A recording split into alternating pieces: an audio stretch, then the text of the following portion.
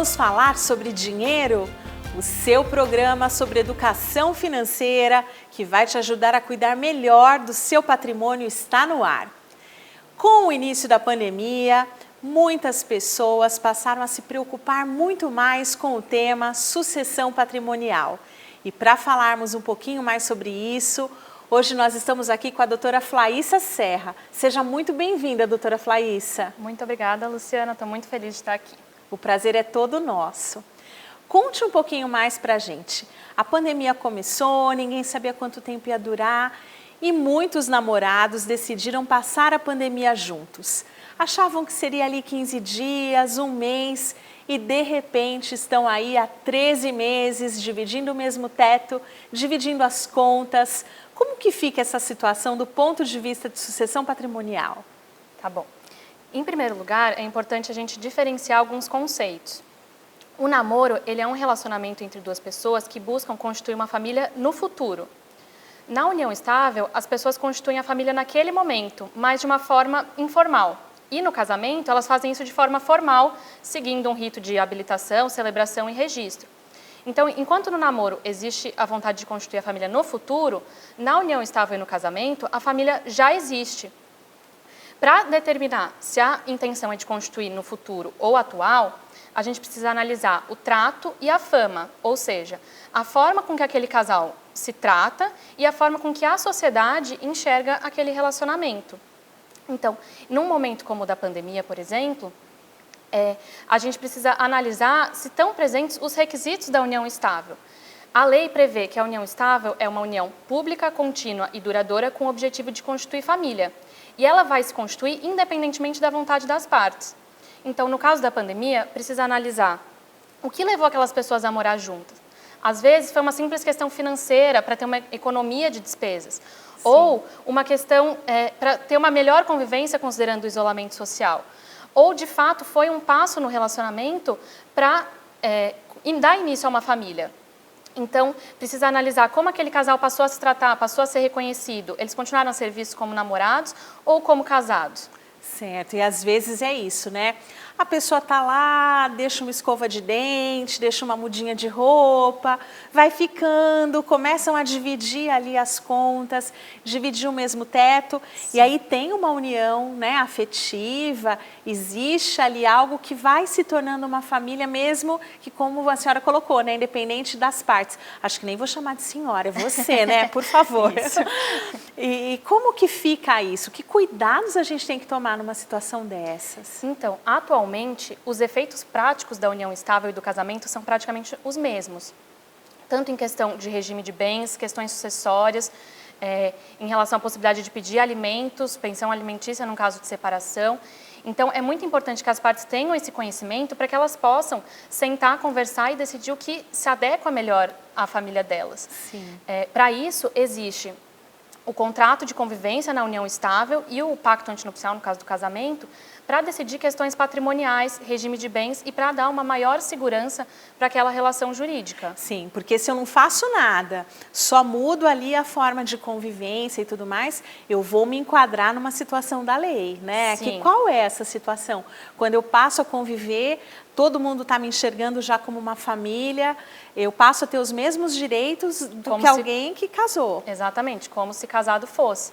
A união estável, a gente fala, é um fato jurídico, ela existe por si só, ao contrário do casamento, que depende da vontade das partes irem até o cartório, darem início a um procedimento.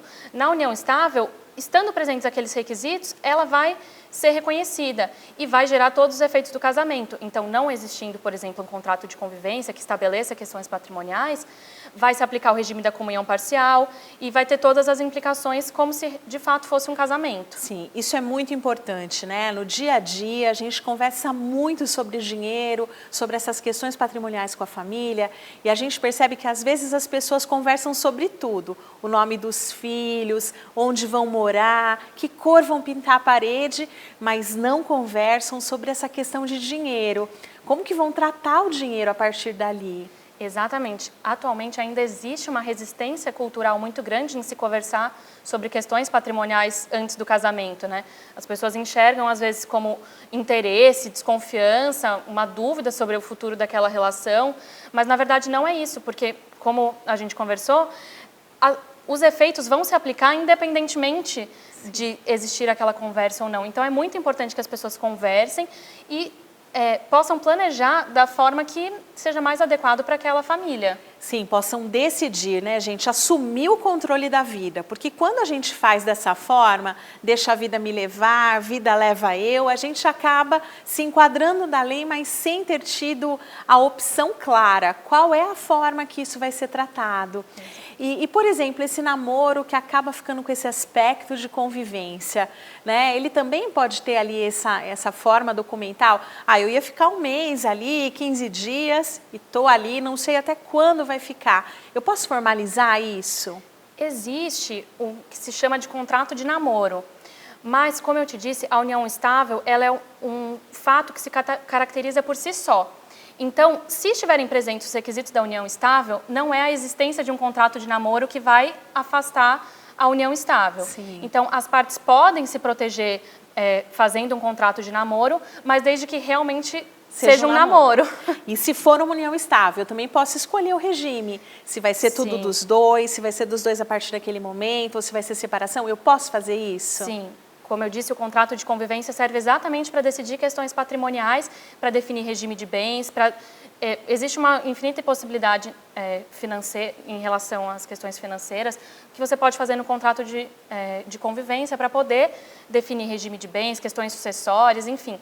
E aí vai de cada caso. Sim, não existe certo ou errado, mas quando a gente trata isso abertamente, as chances dessa relação dar certo e perdurar são muito maiores. Com certeza. E, doutora Flá, isso é uma coisa que eu percebo no dia a dia, é que as pessoas ainda têm muitas dúvidas. Por exemplo, um regime que gera muita dúvida é a separação total de bens. Por exemplo, a pessoa que é casada em separação total de bens, se ela falecer, o cônjuge fica sem nada? Então, realmente, a questão do regime gera muitas confusões. Em relação à separação total, em regra, o que acontece? Todos os bens são individuais. Então, num caso de divórcio, cada cônjuge vai ter direito aos seus próprios bens. Acontece que, num caso de morte, é importante diferenciar o que é herança do que é meação, né? Que no caso em que há comunhão de bens, existe direito à meação. Num caso de morte, o cônjuge, em separação total, por mais que não tenha direito ao... Ameação? Sim. Dá pra Tá começar ótimo. O cônjuge que não tem ameação?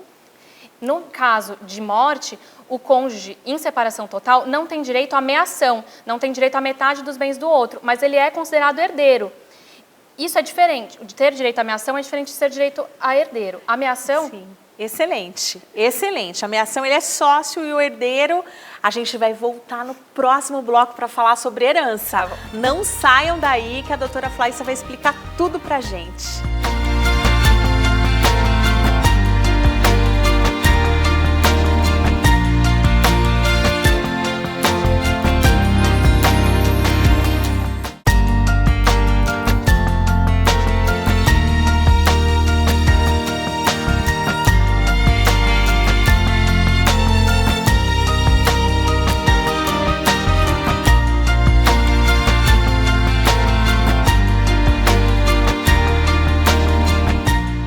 Estamos de volta com o nosso programa Vamos Falar sobre Dinheiro. Se você estiver nos assistindo no YouTube, aproveite e se inscreva no nosso canal e no canal aqui da TV. Hoje nós estamos falando de um assunto muito importante, que é a proteção patrimonial e a sucessão patrimonial. E estamos aqui com a doutora Flaísa Serra, que está contando tudo para a gente de como deixar a situação regularizada e esclarecida. Doutora Flaísa, vamos contar um pouquinho sobre, primeiro, o que é herança? A herança é o patrimônio que a pessoa que falece deixa para os herdeiros, né?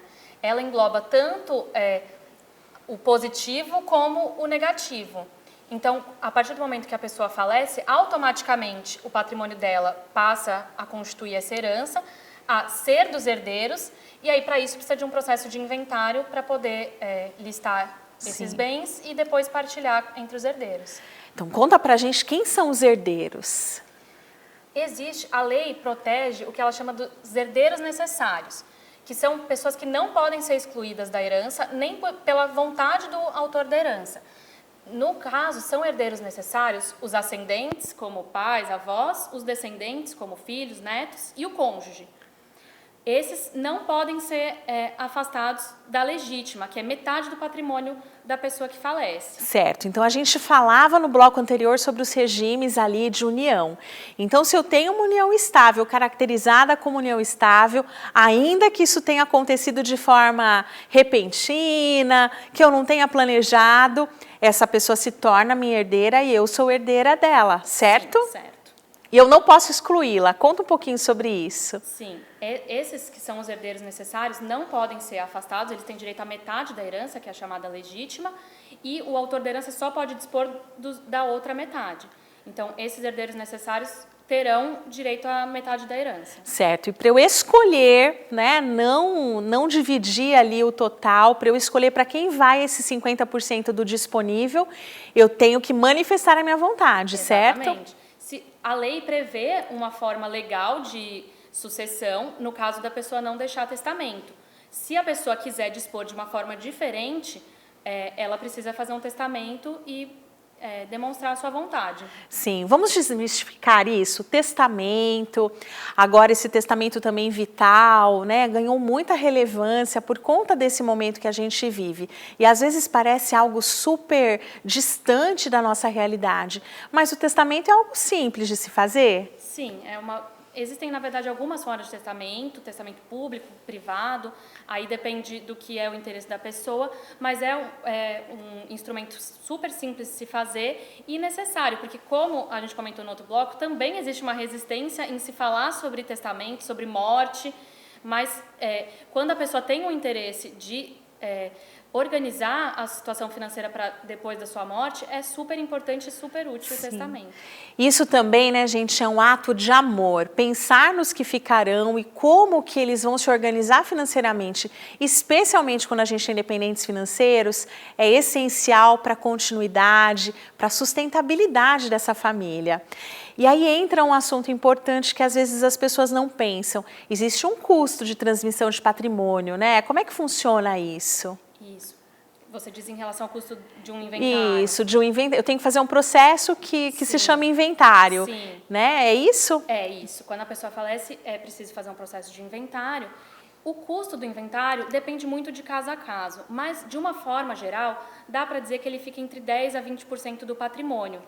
Esse custo é composto especialmente do ITCMD, do imposto, do custo dos honorários advocatícios, do custo com o próprio procedimento do inventário e depois com o custo para regularizar a documentação em nome dos herdeiros. E, além disso, também depende se o inventário vai ser judicial, através de uma ação na justiça, ou extrajudicial, feito diretamente no cartório.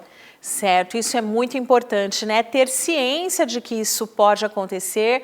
E quando a gente coloca isso na mesa, não significa que a gente vai acelerar uma situação ou um processo. Significa que se isso acontecer, a gente já está preparado e, como eu disse, acaba sendo um ato de amor, né? Para a gente conseguir levar isso adiante. E na sua experiência, você já viu muita confusão? Inventário, divisão, é algo que gera aí um transtorno? Sim, esse ramo do direito é um dos ramos que mais existe conflito. Então, realmente, o testamento às vezes é uma forma de evitar tantos conflitos e já deixar a sucessão organizada da forma que a pessoa, de fato, gostaria. Porque esse é um ramo que realmente gera muitos conflitos familiares e acaba, às vezes, até destruindo a família, sim, quebrando o afeto que existe, né? Gera um rompimento que às vezes não dá mais para voltar atrás, né? E aí também tem uma dúvida assim de conta conjunta. Se a pessoa ela tem uma conta conjunta, são duas pessoas e uma vem a falecer. O outro pode ir lá e rapar tudo que tem na conta, embolsar? Como é que é isso? Então, nesse caso também precisaria analisar a questão do regime, se existe, se aquele é um bem comum. Se for um bem dos dois comum, o cônjuge que sobrevive tem direito à metade, e em relação a essa metade ele pode sim usar livremente. Em relação ao que é herança, não. como eu tinha explicado, no momento da morte, a herança passa a existir automaticamente. E aquele valor não pode ser utilizado, ele tem que ser listado num processo de inventário, a menos que exista uma autorização judicial, que seja algum caso específico, ele tem que ser listado num processo de inventário para poder analisar todos os bens e depois dividir entre os herdeiros e aí sim poder utilizar aqueles valores. Sim, aí também é algo importante, né? Essa preparação para a próxima fase. Doutora Flaísa, foi um prazer imenso tê-la aqui conosco. Volte mais vezes. Obrigada por esclarecer tudo isso. E você não saia daí que a gente volta no próximo bloco.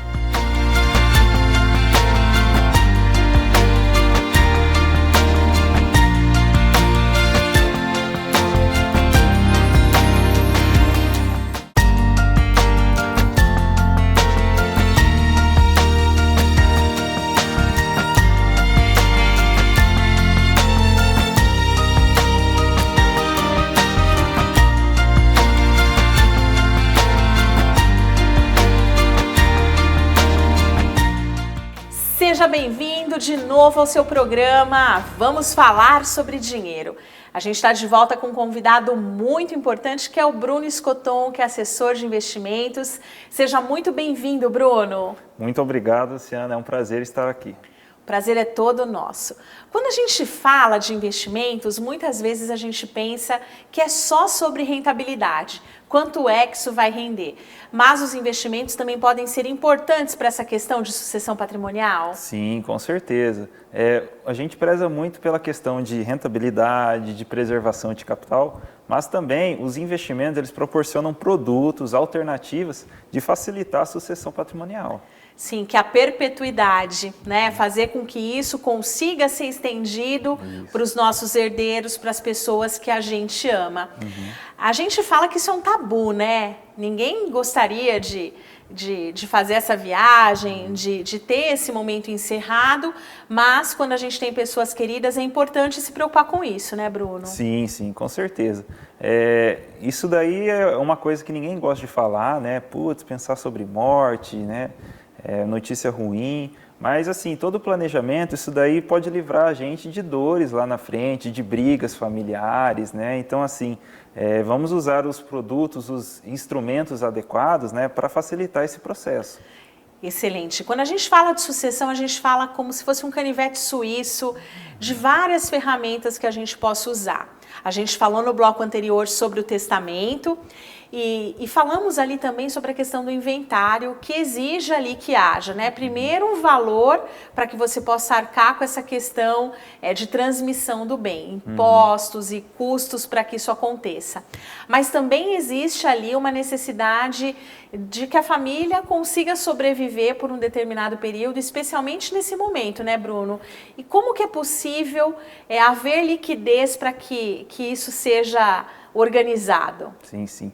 Esse é um problema que, inclusive, muitas famílias têm, né? Às vezes a família tem patrimônio muito imobilizado, né? E falta liquidez para bancar esse inventário, né?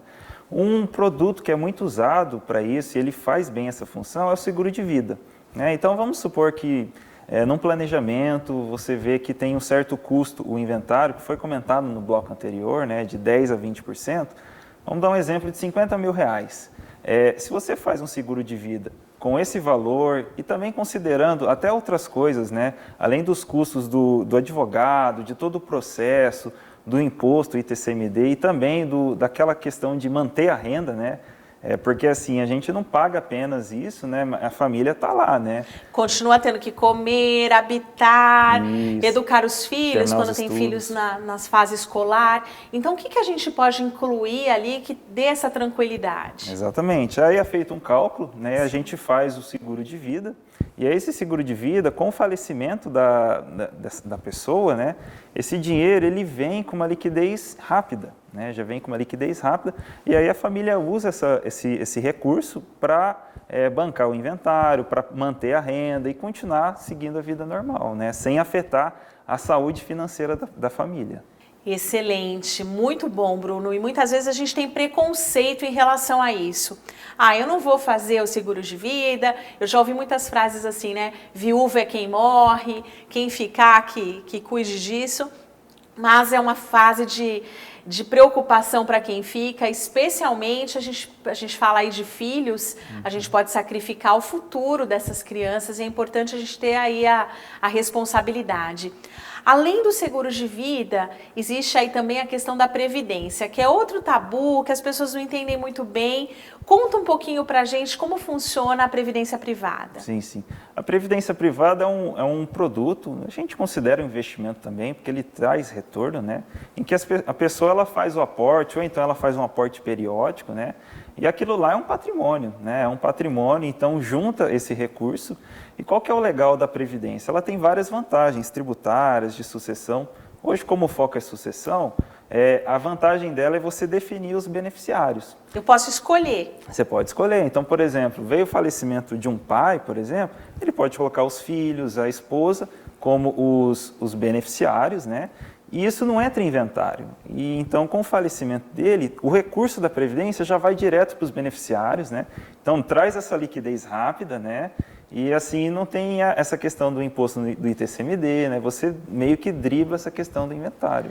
Excelente. E eu posso escolher quem são os beneficiários ou eu tenho que me ater aos beneficiários legais? Você pode escolher desde que não afete a legítima, que são os 50% que você deve deixar para os herdeiros necessários. Excelente. Então eu tenho que preservar a legítima e posso usar o restante ali para fazer a divisão. Exatamente. Bruno, muito obrigada por sua participação, foi esclarecedora. Obrigada a você pela companhia. Estaremos aqui de volta na próxima semana. Enquanto isso, nos acompanhe lá nas redes sociais. No Instagram, @LucianeQuedo, e no YouTube, Vamos Falar sobre Dinheiro. Até a próxima semana.